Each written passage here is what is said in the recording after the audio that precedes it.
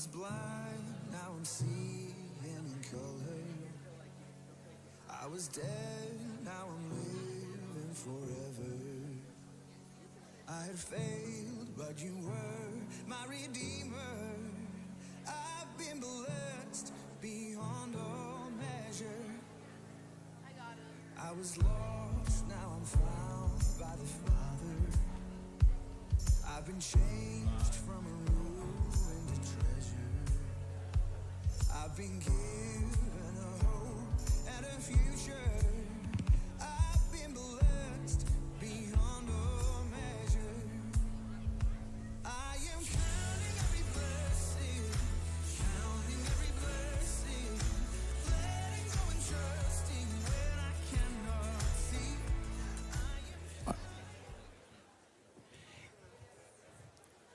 Hey everybody, welcome back. We're really excited to have Sammy and Brittany Higgs here with us from the Her campaign. And these guys are amazing. They have an incredible story. And as you heard from Allison, we started off at the very first part of the process. Rescue America does outbound calling. They get calls in. They do rescues. The Her campaign is part of a process that does some more long-term care, and they're going to be sharing that with us. So what's really cool is just to see the continuum of care happening and how we're able to come and support that. So hope everybody has been blessed so far. You guys are really going to enjoy Brittany and Sammy. So guys, thanks for being here. Thanks for having us. Yeah. So I was told not to say so I'm just getting that out of the way now. All right, so we've got a video for you guys first, right?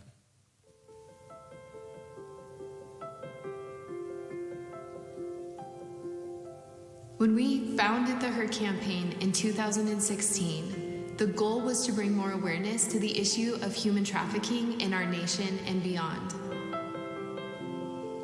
We knew we were being asked to go past awareness, that we needed to provide a safe place for women recovering from a life of exploitation. In December 2017, we opened the doors of our first Safe Home program located in Montana. Since then, our small family of 5 has been living in the Safe Home with these survivors, waiting in the trenches with them during the process of healing, helping each woman get plugged into the right resources and tools to help her step into a life of independence after experiencing trauma. And now, we know we are being asked to take it even a step further. God is breaking glass ceilings over the Her campaign, and He is pouring out strategy and plans to further the anti-human trafficking movement in our nation and world. Our mission is now to exhort the community to do the same by integrating survivors into their families throughout the journey of healing. Psalm 68 tells us that God is a father to the fatherless, that He places the lonely in families, and He sets the captives free.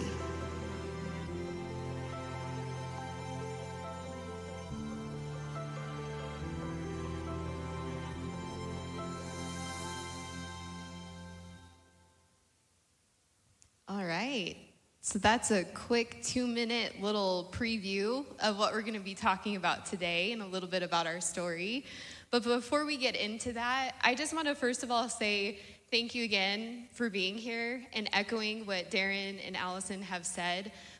We had no idea what this was going to be. It seriously started with Darren saying, hey, we need to gather together in Casper with a few of us and just talk about this thing. And then it just transformed into this, oh, well, maybe we should open it up into the community. And the response has just been incredible. And so we really feel like what our job here is to light a match and then pass the torch to you guys. And so we're holding this very open and loosely today of whatever God is laying on your heart, whatever you feel like you're being called to do. We want to hear from you guys too. And there's going to be some time at the end of the day for us to really walk into that.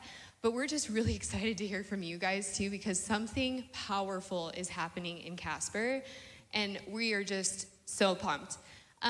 So for those of you, I know that we have kind of a mixed crowd here, which gets me super excited. So for those of you that may not know Jesus yet, welcome. I'm so glad you're here. I am so pumped. And we need everyone in this fight. I cannot even tell you how important partnership is, and everyone brings something to the table. One of my favorite verses is Ephesians 2:10, and the end of that says, even before we were born, God planned in advance our destiny and the good works we would do to fulfill it. So just think about that. Like, the things, your destiny was planned for you before the beginning of time. And part of that destiny is you guys being in this room today. And so I'm super, super pumped for that. And we believe strongly in best care practices for survivors. We are constantly learning and growing. But today, we really want to just talk to you about our Jesus and what he does with these women, what we've seen walking this journey of healing with women that are coming into our home, the devastation, the trials, the heartbreaks, but the miracles that we get to see just by opening the door and saying, God, your presence alone is the one that changes people. And we welcome it here. We don't even have to say a word. We believe that if we're not willing to love like Jesus and act like Jesus, we don't get to talk about Jesus. And so it's love in action in everything we do, and his presence shows up in crazy, amazing ways. So we're just going to go into that more. But yeah, it's so true. We don't have to force anything onto the clients that we have and stuff. Actually, the first thing we tell them is, it's like we've got the programs and stuff. You've got us, but Jesus does the work here. And we just leave it at that, and it all unfolds. Yeah. So just to go through this again, we're going to be reiterating this. And so hopefully you guys are just getting this blasted at you over and over again, and you're like, the first time you see it, you're like, well, maybe that's me. The second time you see it, you're like, gosh dang it, okay, maybe. And the third time, you're like, all right, fine, I'm gonna do this. So to go through our goals again, and let's clap again for Allison. Okay, Rescue America, pioneering. This really is a season of pioneering in the anti-human trafficking movement, and they are at the forefront of that. They are killing it and doing something that is so needed. And so, yeah, we need one. They really do bridge that gap, too. We could not do what we do without what they do. So, yeah. Thanks, Allison. So, 1, Casper Church committed to being a Rescue America outbound calling center. 2, Rescue America exit companions. 3, Rescue America exit teams. And then we need 5 families, which we're going to be talking about more. Yeah, so there's an update on that one, though. I think we only need 4 now. Great. That's so exciting. Woo! Praise the Lord. Okay, so 4 people signed up for her campaign's Family Alliance Mentorship Program to open up your home to survivors. And then 10 Rescue America Outbound Calling Center volunteers. So, anyways. And, one thing I just want to mention briefly is I think God brought each of you here today, and we're here to talk about a specific industry that we're passionate about, that God's working in here. But for you that you're here and you're like, I don't know if this is the right thing, let God light that fire in you for something else. Like that's what we want. The work is plentiful out there, so. That's really good. Okay, before we get into all of our stuff, you guys get to meet our kiddos. We have 3 and then 1 on the way. Our kids are really, a part of this ministry and a part of our safe home as much as Sammy and I are. We'll go into that a little bit later and share some stories with you. But we actually see our kids impacting these women more than I feel like we do sometimes. And nobody taught them trauma-informed care. Nobody taught them how to really do this. I mean, we have conversations with them, of course. But it really is God working through them. And we have seen miracles happen through our kids. And so if you are someone that you were just like, okay, host family, what is that? Oh, but I have kids. I don't know if I can do that. Yes, you can. And we'll go into that a little bit more. Yeah, that little girl, we had her, like a year and a half into things, so. Yeah, so we were having babies, while having girls and all the things. So, yeah, but this is in the middle, that's Asher. He's going to turn 10 here in a couple weeks. And then our middle one is Judson, and he's 8. And then our Emlyn Wild, yes, her middle name is actually Wild, and she lives up to that. She is 2, and then we're due in July. So super exciting. We thought about bringing them, but there's some parts of ministry that they just don't do super good at. So we're going to go into our story. And the reason why I'm so excited to tell you guys our story is because we are a young millennial family with small children. We had a film business. Sammy is an entrepreneur and has background in corporate business as well. And we have no credentials to do what we do, but God chooses the foolish things of the world to shame the wise, and that is what he's done through us. And so we are a living example of anybody can do this if you are working underneath the covering of the Lord, and he has called you to this, and you are operating in his power and his authority alone. Anything is possible, and so we're going to talk more about that. So do you want to just start off? Yeah, and our prayer from the very, very beginning when, our story starts with Britt having a miraculous revelation in eastern Montana. We were kind of running our kids out in the field, and we had just had, like a 12, 14-hour drive, and so our kids were restless. We were running them out there, and Britt says, "Holy crap, Sammy, I think God's saying, like, we're supposed to open a safe house." And I'm like, okay, all right. Well, we didn't know what that meant. We had just started kind of bringing some awareness. We had put out a few videos of hope of people that had been sexually exploited, and then on the other side of that, we're thriving because we're all about a message of hope. And so anyhow, that's all we knew, but Britt got this revelation, and so we just said yes to God, and he started to provide ways for that. But from that time, our prayer was, God, don't let us be able to take credit for anything. And that has been so true.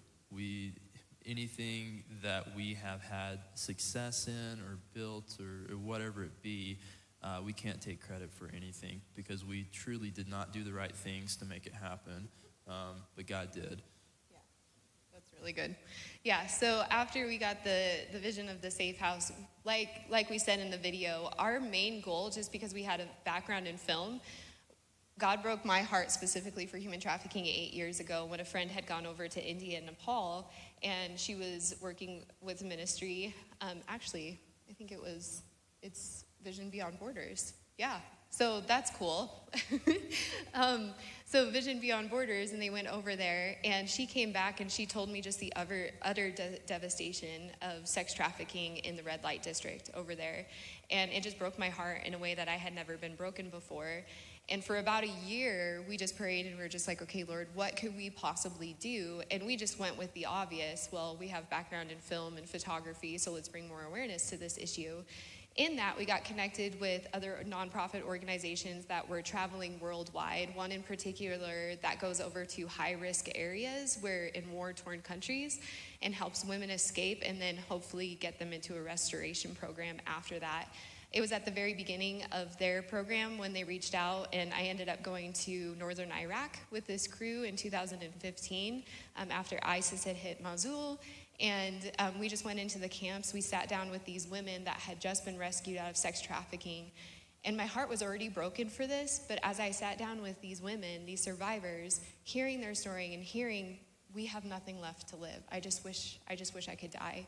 I just remember crying out to the Lord in that moment and being like, this is the most evil of evils in this world, but I know that you're still bigger, so show up. Do something. What does this look like? There has to be hope for these women after what they've been through.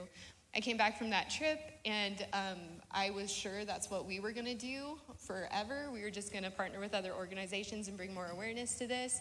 We had an opportunity to travel with an organization for a year, and I was immediately like, yes, we're going to do this. And as we started praying about it, God said, no, be still. And I remember being very angry and thinking, Lord, how can you put this in front of me and then tell me, no, be still? But what that started was a really deep inner healing journey for Sammy and I, where God started to reveal things in our heart that needed to be uprooted and pruned and healed before we could ever start bringing in women into our own home. We didn't know at that point what we were getting prepared for, but it just was this intense journey. I came face to face with some abuse that happened in my own life that I had blacked out. We know trauma response is that you disassociate and you even can't remember some of the things that you've gone through. All those memories started to flood back up, and the goodness of the Lord, like he really walked me through that healing journey. And that spiritual exchange that Allison talked about earlier is that uprooting the lies and replacing it with truth. That is what we went through.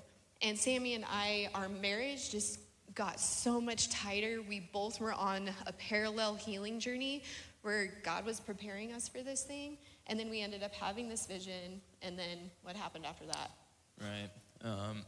So in that, just talking about the beforehand stuff, like we came from really amazing homes. My dad was a pastor, and I mean, it was just a good home. I was a good Christian, religious person. Britt too, just came from a whole lineage of pastors and just workers in the church and stuff. But we didn't really have a relationship with Jesus until he broke our heart for this thing. And that just really broke our spiritual formation wide open. And it's been a wild ride since then. Yeah. Where were we at? Well, after the vision, we're vision. Starting a safe house. Yes. So after the vision, the oh crap moment, God just started connecting us. So one thing that we believe is God likes to co-create with his sons and daughters. And so we just started speaking everything out. You know, it's like God said, you're going to start a safe house. So we're like, hey, we're going to start a safe house. And we're just talking about it. But it was funny because we'd say to this person, this is what we feel like God's doing. And then some person over here that didn't hear that, like, comes to us and is the connection. And because things just work different in the kingdom. So through that process, we met the Freelands in northern Montana, and they just kind of took us under their wings. They were a little older, and they had been doing it for, I think, 4 or 5 years at that time. And they had, before that, for 40 years, been bringing people into their home. So they were just these grandparents, and they're like, hey, so we went out to their house, and we're telling them the vision of starting the safe house. And Britt and I, we think we're starting an organization, and we're not running a safe home. Like, we're going to find this house parent or whatever. And Rick, he keeps telling us, talking to us like we're the house parents. And we're like, I stopped him at least 3 times. I'm like, Rick, did you hear us? We're not doing that part. We're just starting the organization, and you know, that we're going to find those people. But he just kept on and on and on. So we left, and we're just, you know, a couple minutes down the road, and Britt and I look at each other, and we're like, are we the house parents? Like, are we doing that? And I think it was actually some strength in that. Like, we weren't doing it for ourselves. Like, this was just the journey God was taking us on. So we weren't... you know, as they say, charging hell with the water pistol. You know, it's like we're just following God and what he's saying. And I'll let you take it over from there. Okay. So first of all, props to Sammy for even being up here. We had a big conversation this week where he's like, I'm not speaking. And then I was like, but you really do a good job. And he's like, nope, I'm not speaking. And then he's here. So yay. Thanks, Without honey. notes. Without no prep whatsoever. So after that, we also miraculously got connected with an organization down in Atlanta, Georgia called Wellspring Living. And they're an organization that have been going for 20 plus years. They have an incredible program and curriculum built to really do one-on-one care on a larger scale for victims of human trafficking, minor and adult. They also have an institute where they raise up other safe houses and train them from board development to policies and procedures to all of the things. And so after getting connected with them, we went to their direct care training and then really felt like we were supposed to mentor underneath of them. So for 3 years, we ended up mentoring underneath Wellspring, and they really helped to create those bones of the organization and to get a program that could be replicatable on a larger scale. So what we loved about the Freelands is they didn't necessarily have a program. They just brought in women into their home, and they loved them like their family, and they loved them the way Jesus did. They would get them plugged into the resources that they needed and then send them off. And what they were actually starting to become like on the map, but put on the map, because they were seeing such incredible results of these women stepping into independence after being at their home.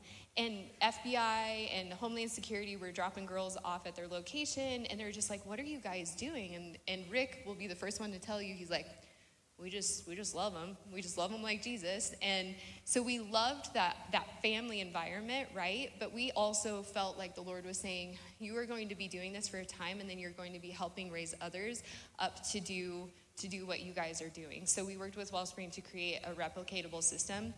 As we've been doing this, we know that it's a constantly changing thing. You think you have all of it worked out at the beginning, and then you're like, oh no, there's actually so much more. And the anti-human trafficking industry as a whole, we're really always trying to fine-tune those best care practices, because this is such a complex industry. And each survivor is so unique and so different. And each survivor has a very, very complex network of issues and things that they're dealing with. And so it takes a lot of resources and time and energy to really build programs that can be flexible for each survivor that comes into the home. Yeah. So, and then your favorite quote is flexible people don't break. So I'm going to try something. If you feel like God is calling you into this industry, I want you to go like this. Let's do it. All right.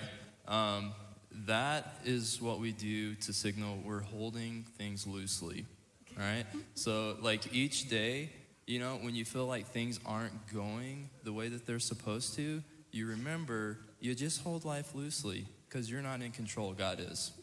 That's good. Good word. Yeah, that's awesome.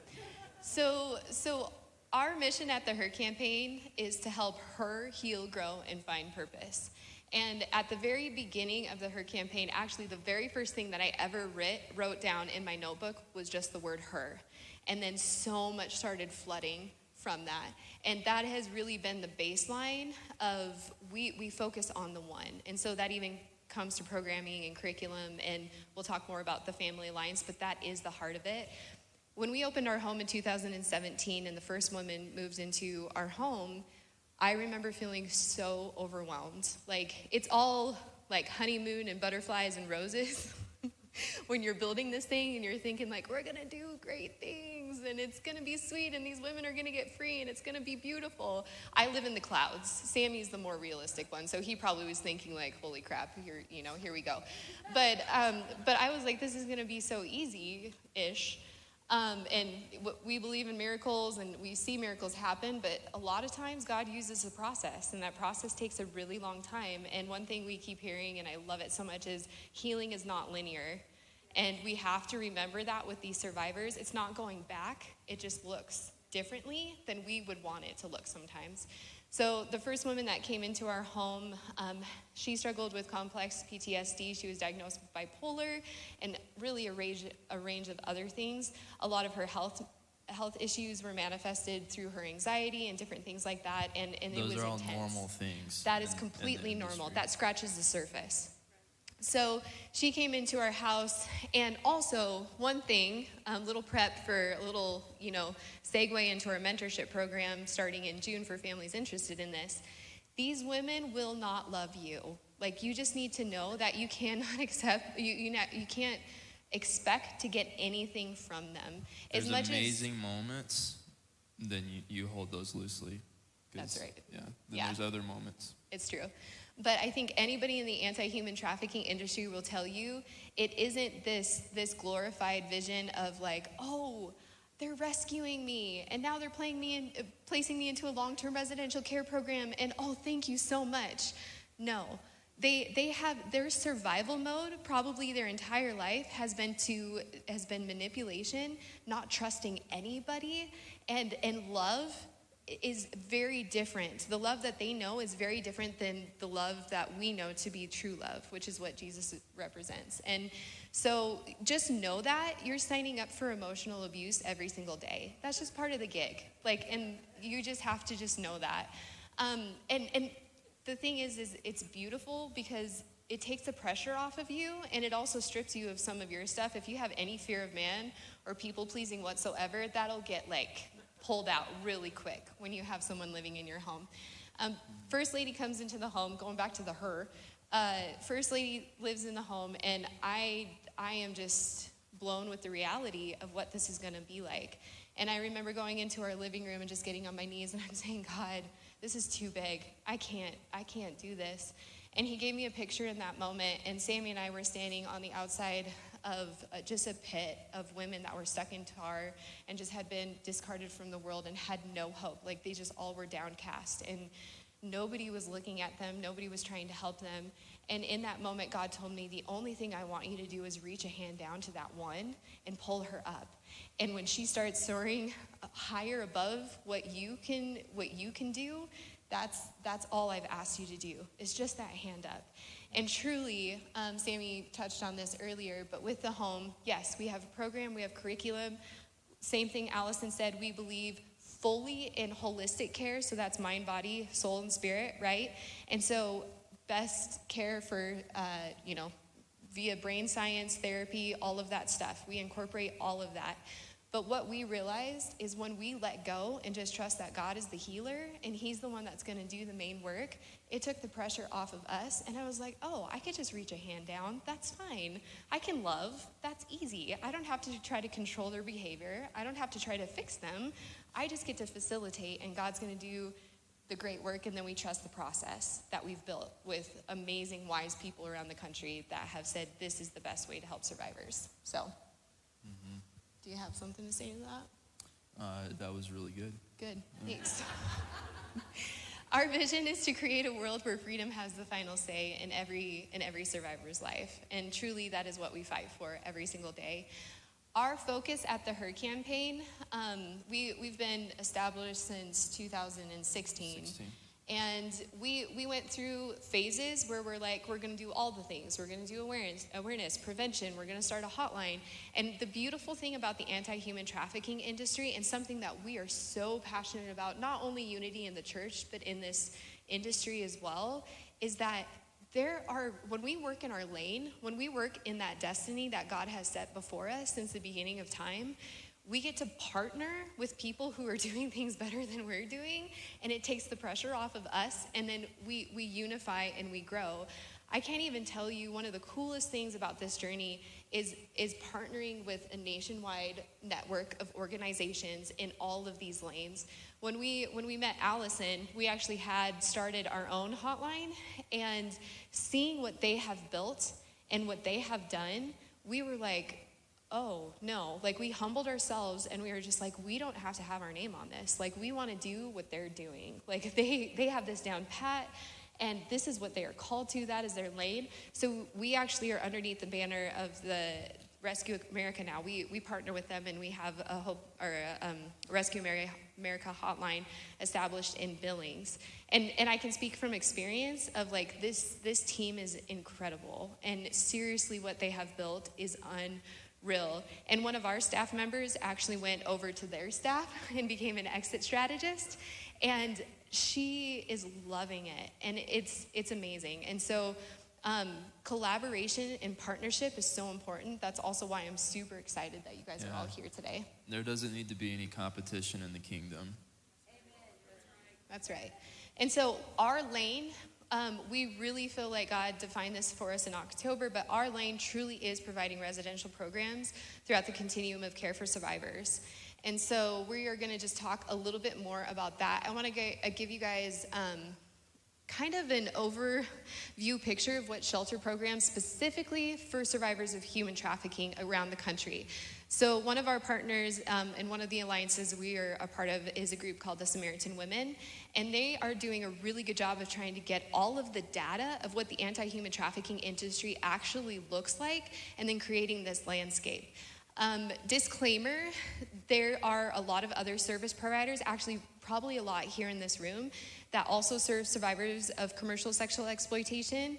And but the organizations depicted on this map are those that are dedicated exclusively to serving this population. So as you can see, actually I have some statistics. I think there's only 203 open and operating shelter programs specifically serving victims of sex trafficking. And out of those, let's see here. Oh yeah, here we go. So states with no shelter programs, there's 9. And if you see, Wyoming is on that list. So let's put you guys on the map. The states with only 1 shelter program, there's 9 of those around the country. States with the greatest number of shelter programs is California. Programs serving minors are 61. Programs serving women and children are 33. That actually is the greatest demographic of need around the country. There are not a lot of long-term residential programs that will take in women with children. That's a huge gap. That's actually one that we feel like we're supposed to fill. And so our Family Alliance and then our transitional home that I'm going to talk about here in a little bit, both are specifically serving women with children. If you guys have a chance to talk to Allison and Alan, they also run a mom and child home in North Carolina, and they can tell you more about that too. It's amazing what they've built down there.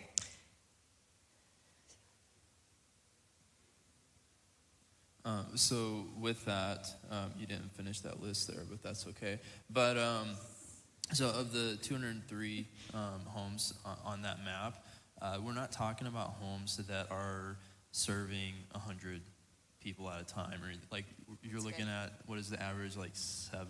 It's like 8 to 12, I think. Yeah, so there are not enough beds out there. And one of the issues that we're trying to brainstorm with other alliances around the country is what happens is most of the safe homes, they're a facility around like a home that is around $500,000 to $1 million, and it serves up to 8 to 12 women for the extended period of up to 2 years. And so from a sustainability model and a business model and you know, communicating to your donors and stuff over a long term, that's not really sustainable. And so our solution for that is the Family Alliance, and we're going to be talking about that a little bit more. But so Survivor Continuum of Care, Allison did a really good job of showing the entire landscape. This is specifically for residential programs. And after a life of sexual exploitation and human trafficking, a survivor is met with many challenges in rescue, recovery, and rehabilitation back into society. And so this continuum of care requires a vast network of programs and shelter services to help survivors in the healing journey towards independence, which is the ultimate goal. So 4 different types of shelters that we've seen really help just in that journey of getting survivors into independence is, first of all, 24/7 hotline. So what Allison was talking about, and then emergency assessment, which is what they do, and also emergency placement. There are shelters around the country that are just 30 to 90 days, and they bring them in, they give them that safe place, sans a hotel room or something like that, where they can come in and then they can do that stabilization program and get on their feet, and then also have a case manager that helps them find the long-term placement that's going to be the best for their current needs. We actually, in this fall, we are building a emergency shelter in Billings, and that's going to be in partnership with another organization, and so we're working on that right now. If you have a chance to meet my brother and sister-in-law down here, Calvin Heidel and then Taryn Heidel, Calvin's actually coming on to be our program director for that, and so we're super excited, bless their hearts. He's coming to work for his little sister. It's a dream come true. I take credit for the man he is today. And yeah, over Christmas, I had called Calvin and I was like, hey, we need a program director. You want to come work for us? And he's like, I never thought that you would ask me that question. And he's like, oh. And then later he told me when you first said it, I think it was like an absolute no. And then you started to pray about it, and God's like, oh, actually, you might be doing this thing. So, and then over Christmas, we were sitting around the table, and we were playing cards, and out of nowhere, Calvin stops, and he's like, it just hit me. It's like 10-year-old Calvin being bossed around by his little sister. Like, I'm actually going to work for you, so. I've seen the videos. She was bossy. So, pray for him. And yeah, so we're excited about the emergency shelter program. And then we'll go into this in a little bit, but our Family Alliance is our solution to the long-term residential program, and that is an extension of our Her Refuge, which Sammy and I did for the past 3 years. And then super exciting, this picture, the transitional home, that is actually our property that we just acquired back in March, and we are opening our first transitional housing program. Yes, yay, praise Jesus. We're opening that in May, so super exciting. Okay, and then we just did a plug to Rescue America, which, you already got all of that information from Allison, but there you go, there it is again. And we just blast that number anywhere we can. So emergency shelter, just going into this a little bit more. So our emergency shelter will provide beds for up to 8 survivors of sex trafficking per 30 days, 30 to 60, it depends. And if we stay at those 30 days, it's 96 women a year. The program will serve women 18 plus in the greatest demographics of need, including trafficking survivors who are pregnant, have children, disabilities, handicaps, and acute mental illness. So interestingly enough, I don't know if you guys have already an idea of your head of what a victim of human trafficking looks like. I can tell you, and Allison touched on this earlier too, but there is no certain demographic or population for human trafficking. Handicaps and disability, there is actually a big demand for that. And so one of our residents, she was in a wheelchair, she had one leg, she's completely deaf. And that's not out of the norm. You would think, like, man, that doesn't happen. It does. And so, and unfortunately, a lot of the shelter programs that you saw on that map are not equipped to take in women that have handicaps and disabilities. And when you're trying to serve a certain amount of women a year, it's hard to focus on those cases just because the needs are so great on top of the trauma and the mental illness that they already deal with. But we really feel like we're called, with that, we were trying to place the survivor at one point in time that had disabilities and handicaps. And what we just kept hearing over and over and over again, and I don't blame these shelter programs because they have to fit into what they're being called to do as well, but we just kept hearing it was too much. It was too much.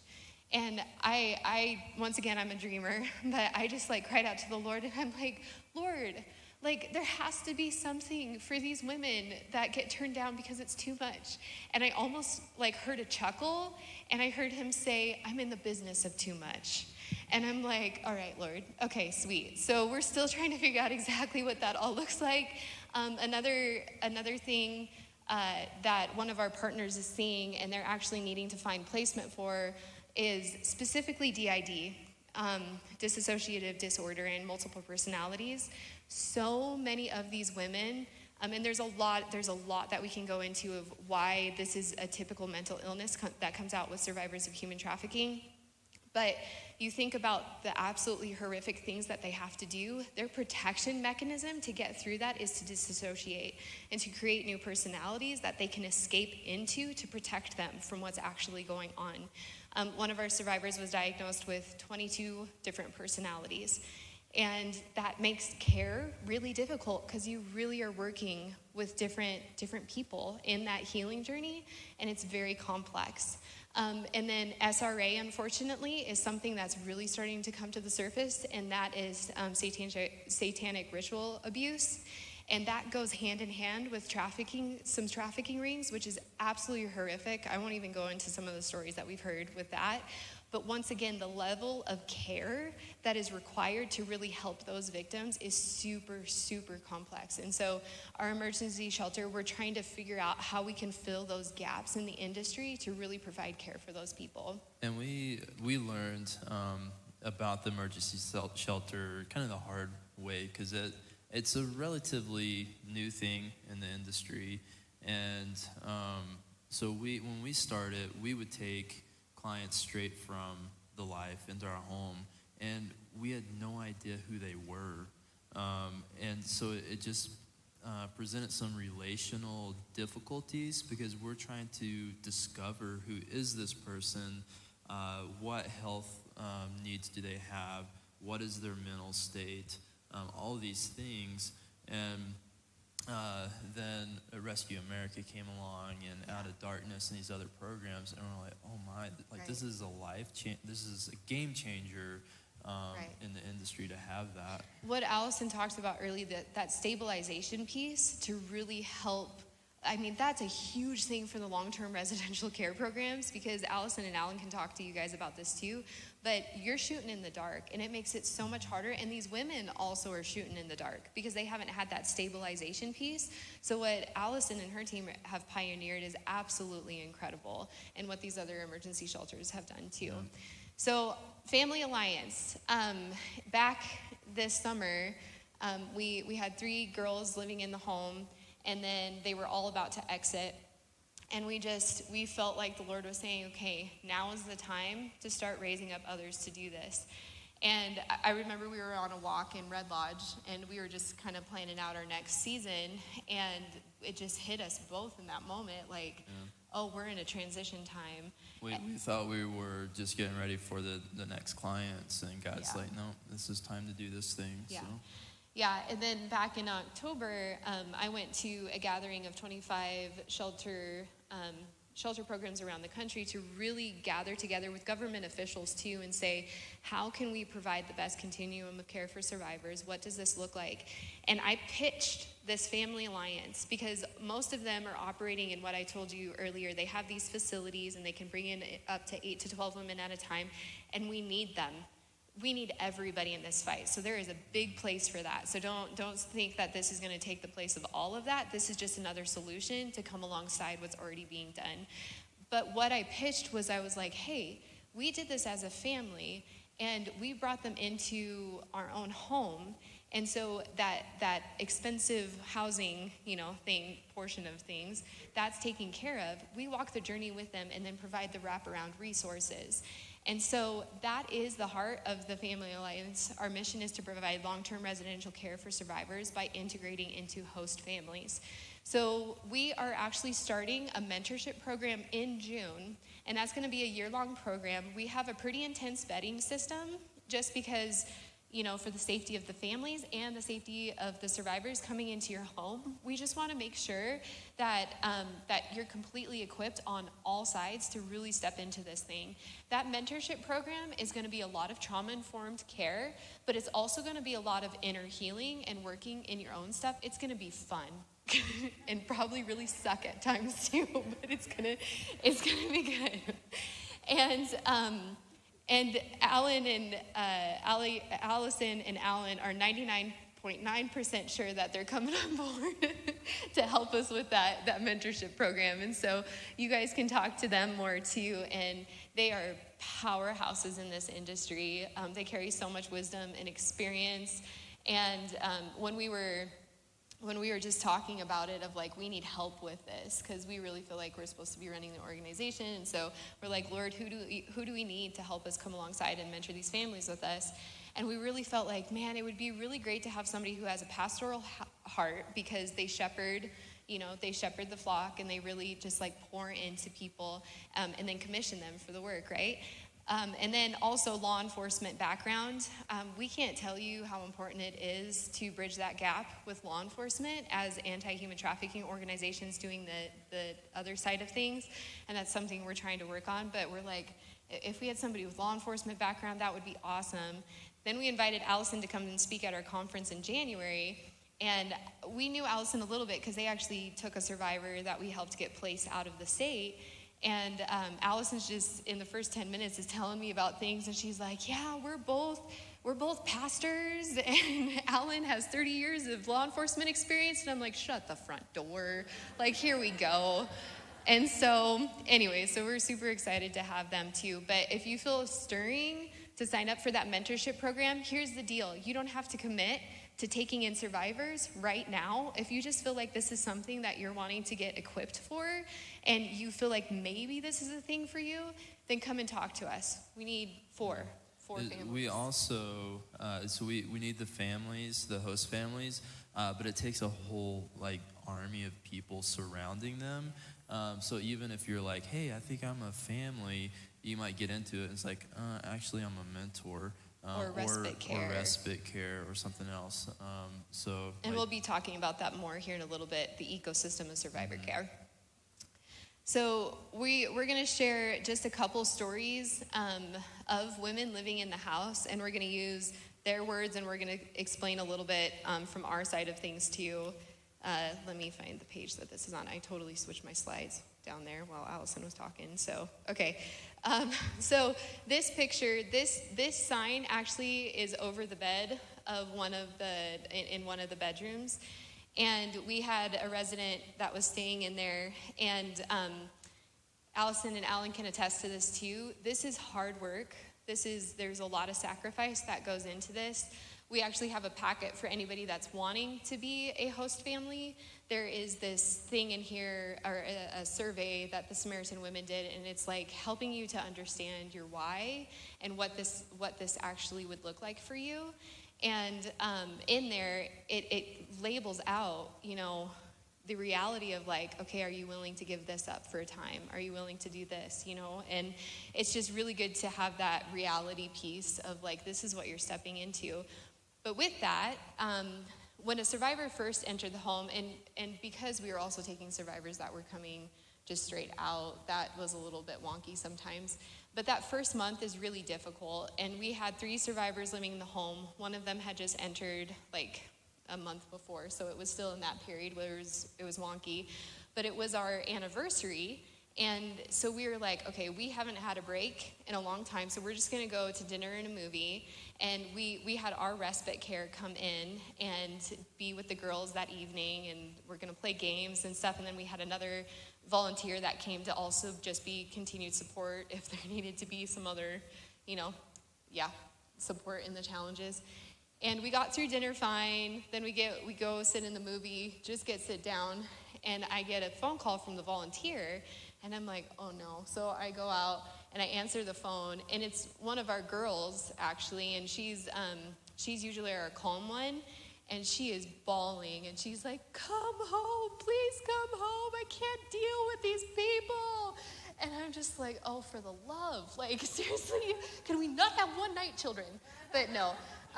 And so we go back into the movie theater, and I'm like, Sammy, I don't know if we should let the volunteer take care of this. I think we need to go home. And, and with that, the volunteer got on the phone and said, hey, one of the other girls ran, and so she's the one in the wheelchair, actually, and so she's wheeling down the road. We don't know what to do. And I'm just like, just have Dawn, our respite care, just follow her and make sure she's safe. We're coming back. And so anyways, we leave, and we're on the way over. Jesus had to do a lot internally because I was upset, and I was like, oh goodness, one night. And seriously, we were struggling at this point just with rest and whatnot. And then we pull up, and she's sitting with no coat, and it's cold, and she's just sitting right there in a pile of gravel. And Dawn is amazing. And she's just standing there, and this girl's also deaf, so she can't hear it, and she's just praying over her, and she's just saying, I love you, Jesus loves you, Jesus come to, and she's just praying over her. Okay, Dawn, you can go, and we'll take care of this. This is our survivor side of the story. So from us, it looked like chaos, and it looked like behavioral issues, and all of that stuff, right? This is her side of the story. And I just want you guys to pay attention to some of the underlying things she might be communicating while this was all going on. So she said, when I first came to the Her campaign, my heart was heavy. I was defeated. I was broken.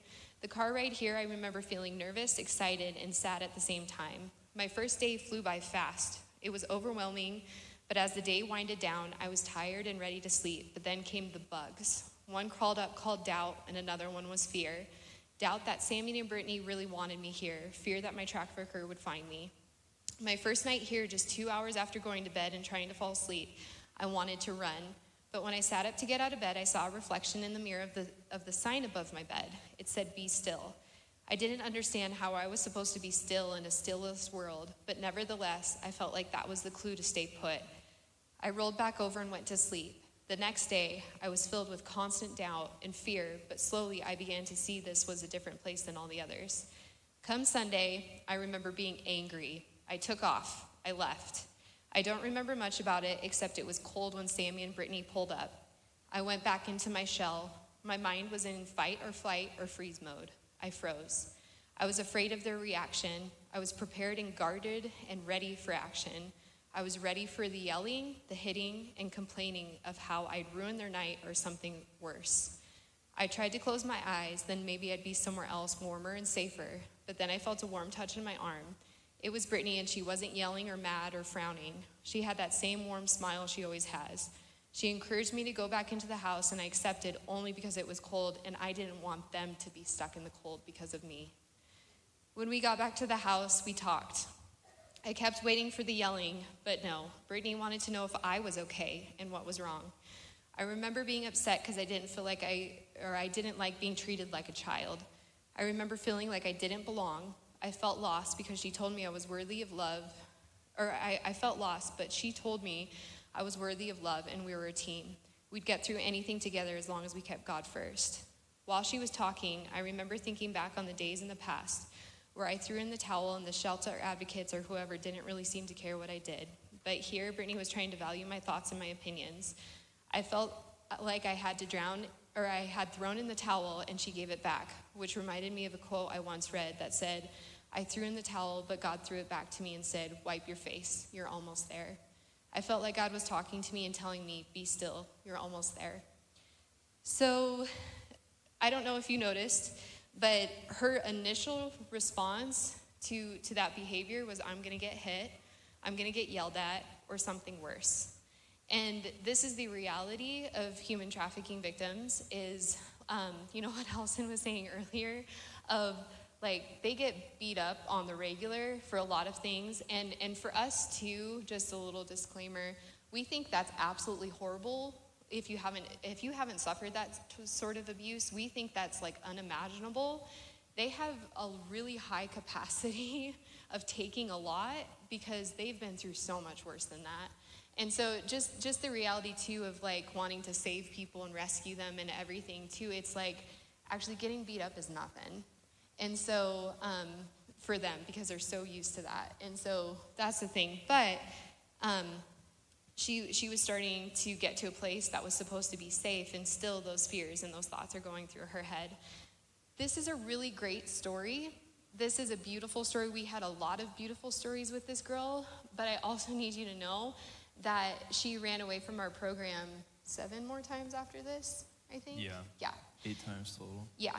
And right now she's on the struggle bus. And so this is hard. This is where healing is not linear and it's all over the place. But we just have to remember that we get to be facilitators of love, that we get to shower them for love, and that we get to just trust that the way that we are treating them and showing them something completely different than the culture that they've came out of is what is implanting something in them that will change their lives for the trajectory. And we have to let go of the expectation of it has to look like point A to point B and you're out on your own and you're doing great. And so it's kind of the reality of what happens at the home on both sides. We won't go into these stories because I think we're running out of time. But this was one of our girls. She was with us.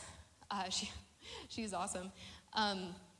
She was 33 years old when she entered the home, and she had a dream of graduating from high school. She wanted to graduate from high school, not get a GED, and she did that while she was at our home, and she got her license for the first time. She stepped into a job where she was able to move up the ranks pretty quickly.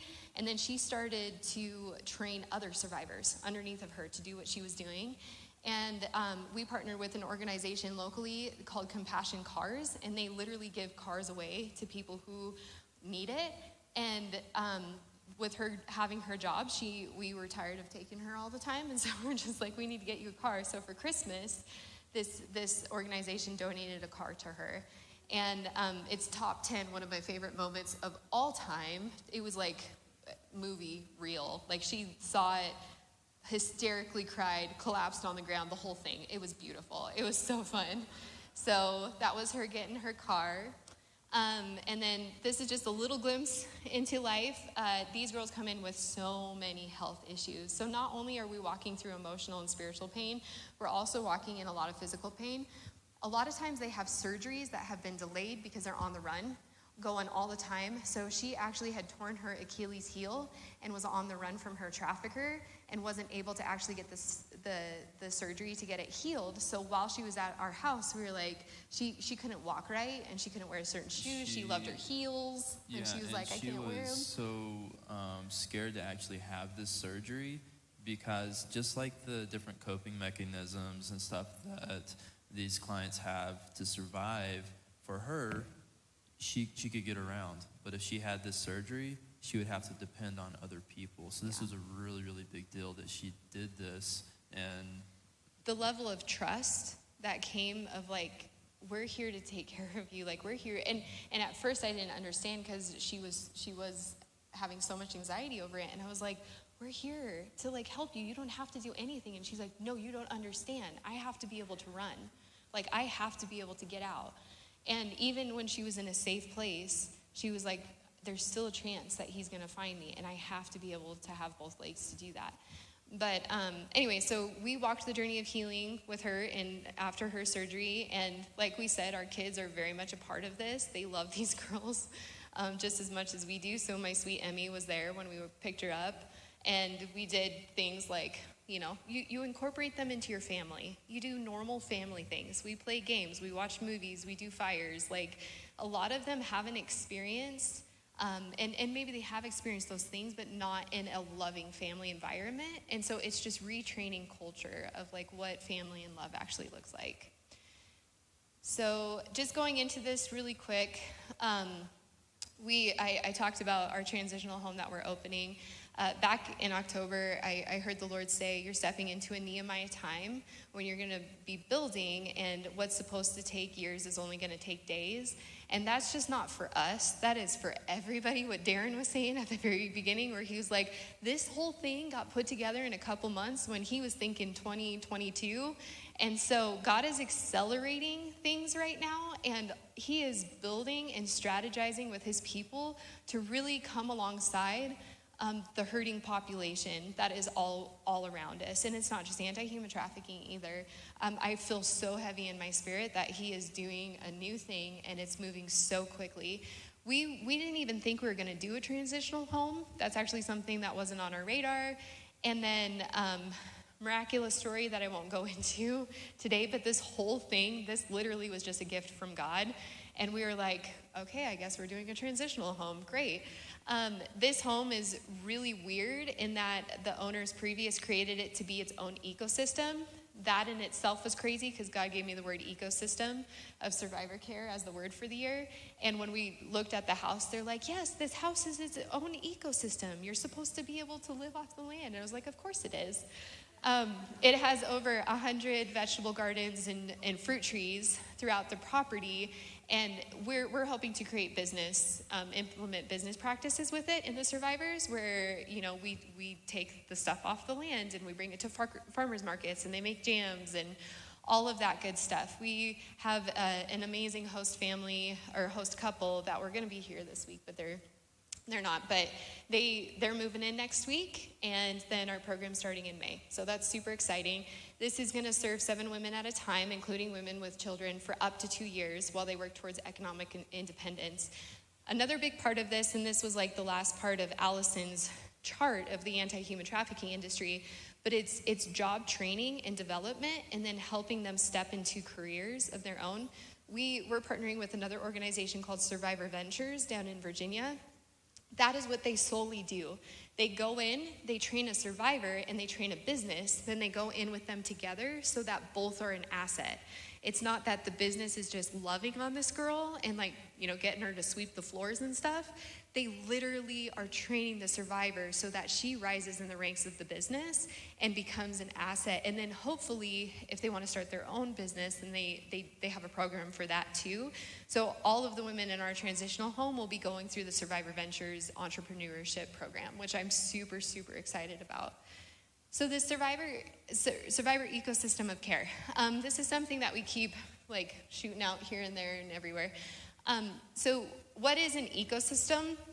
We know that an ecosystem is a diverse network of interacting resources, people, agencies, and programs required to provide necessary care for survivors of exploitation with the ultimate goal of economic independence and reintegration back into society. When you think of an organization, it's super complex, right? And the needs of these survivors is so complex. And so we need so many different avenues to make up this ecosystem of survivor care. One of my favorite movies, have you guys seen the documentary Mully? M-U-L-L-Y. Has anybody watched that? You should if you haven't. I know, It's this is really sad. Have you guys, you heard me talk about this in January. Have you watched it yet? Darren. Okay. Yeah, fine. You were building a conference this weekend and stuff, whatever. No. But you should really watch this movie. But what it is it's just around this guy he was a street kid in Kenya and just lived in intense poverty. And then he ended up becoming a businessman, worked his way up to where he was one of the top oil guys in Kenya and just living the high life with his family. He was traveling to the U.S. back and forth, doing all this crazy stuff. And then God brought him back to the streets one day to meet a client or something that was there. And he saw all these street kids and where he had come from. And it just hit him that I have to do something about them. So he ended up just taking all of them into his house, bringing them home. And his poor wife and kids were like, what are you doing? And he ended up taking in 52 kids or something. And they just were building these bunk beds and filling their massive house with all of these kids. And then they started expanding their property. He sold everything he got out of all of his businesses and just put everything into surrounding these kids.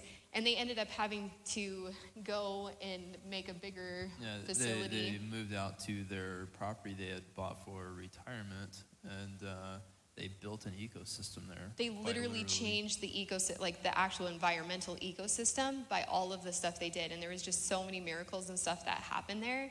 But anyway, so watch the movie. We don't want to give it all away. It's just really, really, really cool. But I just feel like that's what he's doing in the anti-human trafficking industry too, is he's creating this ecosystem of care in our cities. It's happening in Billings, it's happening in Denver, it's happening in Houston, it's happening in North Carolina, and it is happening here in Casper. I truly believe that. And I'm super excited once again to hear about what you guys all feel like you bring to the table.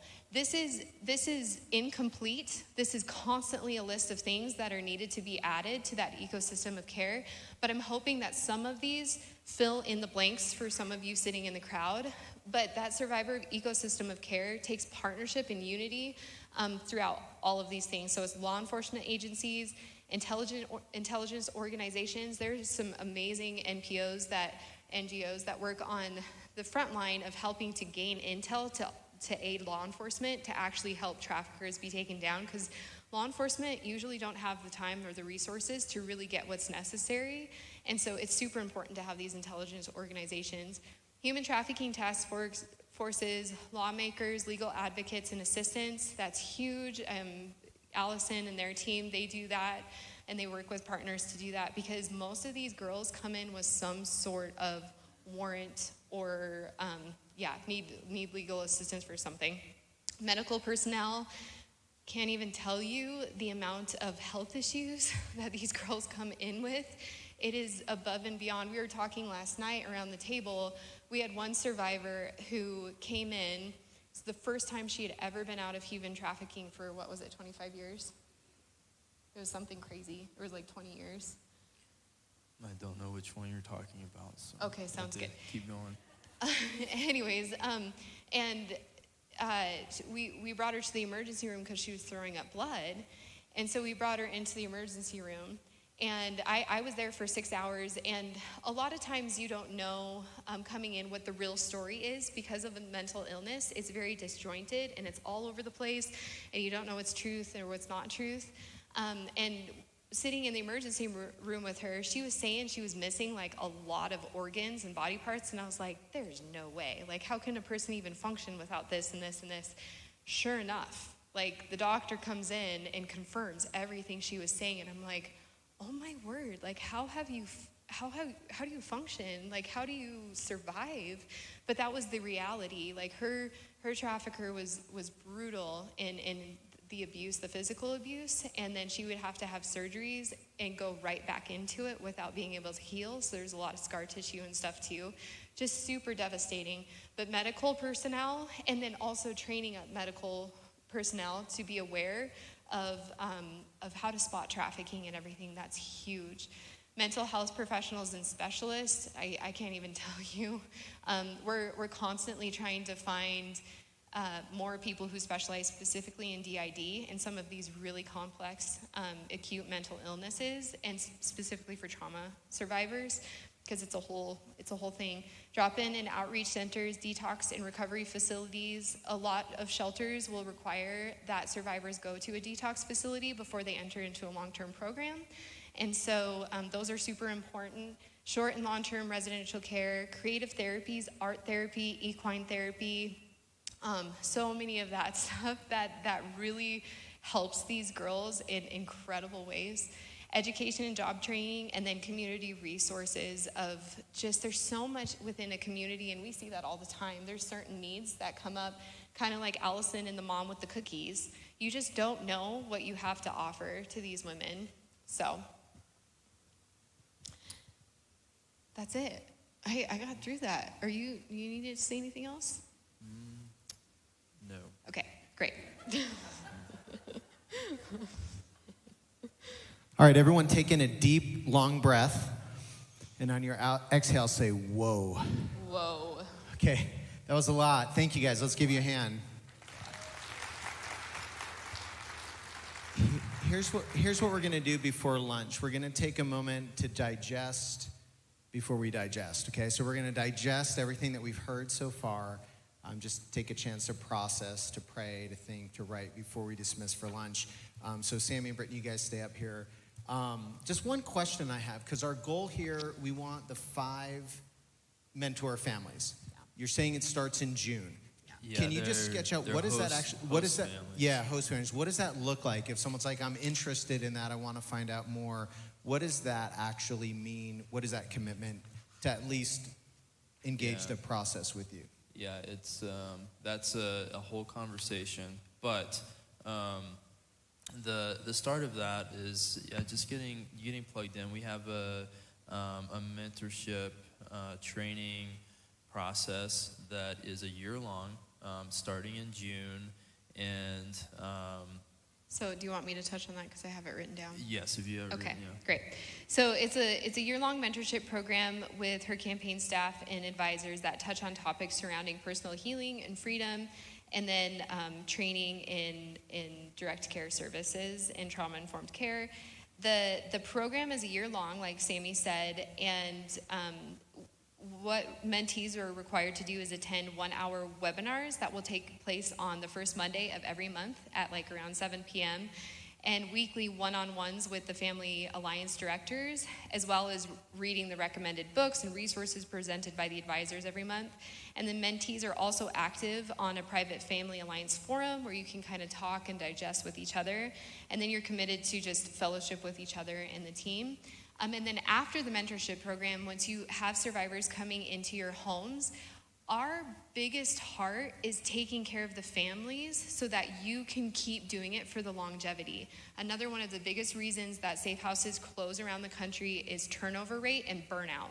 And so we're like, let's address those issues. Let's make sure that the families are being taken care of. Part of being in this alliance is we're planning curriculum for retreats and just to make sure that you guys are having weekly check-ins and you're having somebody that's feeding and pouring back into you. I can't tell you how important that was for me and Sammy, but we're even building upon that even more because there's so much work out there to be done, and we want to make sure that the families are taken care of. Yeah, and without going into detail, you can just kind of imagine this. Our experience is going to be a big part of this training and mentorship. And the process that God took us on was a healing journey. And it's the same healing journey that we used within our organizations with the girls. So you're essentially getting the same thing that you are going to journey with the girls. One of our core values at the Her Campaign is do first, then teach. And so we really live that out, and also know that we know everybody's coming in different stages. Mm-hmm. And so you might already be equipped in a lot of ways to take in a family. And that's something we're going to walk through each couple with individually. But just know that you're never too broken, or you're never too far along on that healing journey to step into this thing. It's we're going to meet you guys wherever you're at as well. That's awesome. So those 5 couples we're looking for can actually do it from Casper. Yep, it's all online. Okay, awesome. Cool. Well, hey, everybody, I want you to open your folder and take out, there's 2 sheets that are called action surveys. This is more just kind of a journaling page for you. You're not turning this one in. This is just a chance for you to kind of digest a little bit. So the first one that I want you to look at, and we'll look at one later at the end of the day. This one is, the first sentence is, the most impactful thing I've heard today so far. So Bruce, if you could just throw up some light music in the background. And I just want you to take a few minutes to journal through these 3 questions. The most impactful thing I've heard today so far, or things. Just kind of process a little bit. Then, when I consider my gifts, passions, and abilities, one way I might be able to help in the fight against human trafficking is. And the final question is a possible next step. You notice this is all tentative. This is all possibilities. Just dream, pray. We're not going to ask you for this paper. You're not going to turn it in. This is just a chance for you to get some of your thoughts on paper. So we'll give you a few minutes to do that, and then we'll pray before lunch.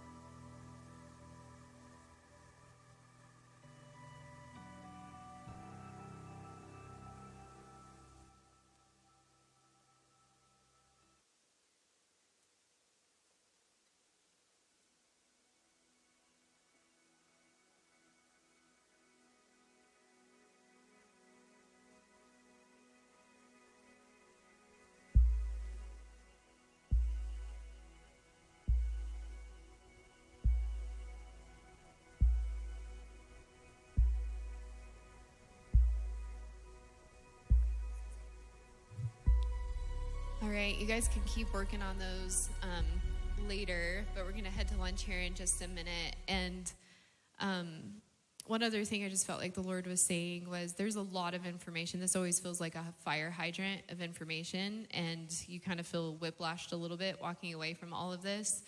But at the end of the day, we just want you to know that we were listening to Tasha Cobbs on the way over here this morning. Allison played this song, and it just says in there, mountains are still being moved, strongholds are still being loosed, bodies are still being raised, giants are still being slain. God, we believe it. Yes, we can see it, that wonders are still what you do. And we didn't get into this in detail, but we have seen miracles happen. We have gotten a front row seat. We've seen God actually show up in girls' dreams when they didn't even know he existed. We've seen a muscle grow back on one of our girls' backs. And we've seen them have these intense breakthrough moments. And I'm just telling you, it's real. And so wherever you're at today too, that extends to you. And so we're gonna pray, and then we're gonna break for lunch. But that is the foundation of all of this stuff, and this is what we're extending right now. I just feel like God is really saying, like, that's for everybody in the crowd today too. Whatever you walked in with, this is for you. So Lord, we just invite you again, Lord, your presence to come into this room. And we just thank you so much for what you're doing in each heart that is here. And Lord, if there is anybody here that doesn't know you yet, that hasn't experienced, I just pray right now in the name of Jesus that they would experience you, that the love of the Father would just come over them and shower them, Father, that you would just be so evident, that they would just get to experience you right now in this moment. And Lord, I just know that you are releasing people from shame today. You are releasing people from fear today. And so we just break that off right now in the name of Jesus, and we just replace it with perfect love that drives out all fear, Lord, and that they are accepted for who they are created to be, Lord, that there is no shame in the kingdom. It cannot live here. And Lord, you said that the kingdom is at hand. And so we are grabbing a hold of that right now, Lord, and we are claiming everything that you have to offer. Lord, I bless each person that's in this room. Walk with them out from this day, Lord, and just continually be speaking to them, Lord. Reveal things to them that they just can't even dream and imagine. Lord, bless them. Raise up this crew in Casper to do things that nobody else has seen. Let Casper be on the map for the anti-human trafficking industry, that people say, what the heck is happening in Casper, Wyoming? Lord, anything that we have been given, we now impart it to everybody here in this room. We just give it away, because that's how the kingdom works. Everything we've received, we give freely, Lord. So we just give freely anything that you have imparted to us, and we just say thank you for what you're doing today. Lord, we bless this food. Thank you for the hands that provided it, and let's just keep on keeping on. Lord, we love you. Amen.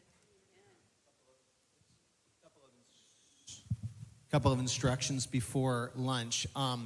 Again, so grateful you're here. Lunch is an hour. We're going to start back at 1 o'clock. We're going to give you a couple minutes heads up. Katie Ray and Jessica Anderson are going to share their powerful story. And so please, hang out. Don't miss that. This is free, so we're so grateful for you to be here, and there's a cost for us to put it on. So we want to give an opportunity for those that are able, for those that are willing, on your way out. The Vision Beyond Borders table to the left, well, actually the registration table to the left. The Vision Beyond Borders people have a little credit card thing, or you can give.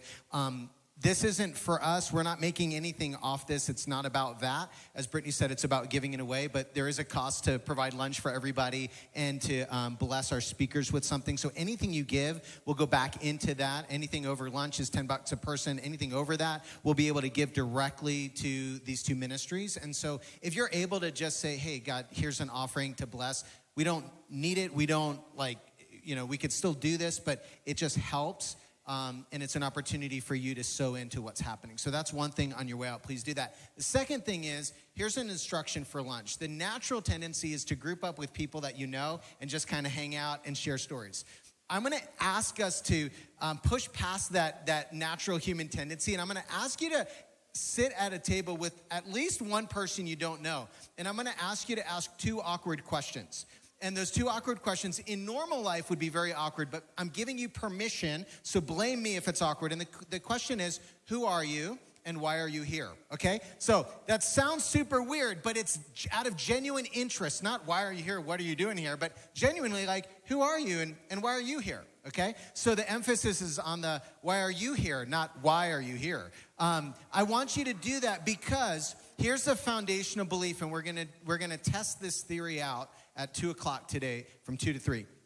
My belief as we prayed for this and got this together is this, that the resources to fight human trafficking here in Casper, the resources are already here.